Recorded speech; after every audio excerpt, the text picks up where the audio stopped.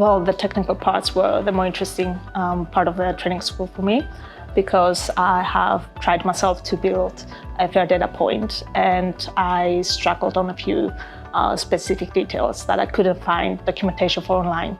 So having this get together and discussing how to build it and getting down to doing things helps. So in rare diseases, we tend to do a research, publish, and we expect other researchers to find it just through publication, but that is not actually the case. Often we produce all this kind of data and they're kind of lost in the cloud.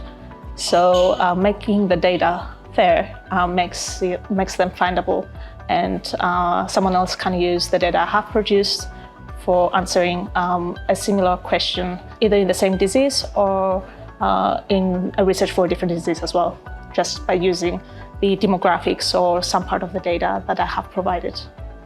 Well, I think it's important to start thinking about verifying your data before starting a project. It is important to consider how you can make your data more findable and accessible to other researchers before you start collecting it. And once you collect them, it's already set up for anyone else to use.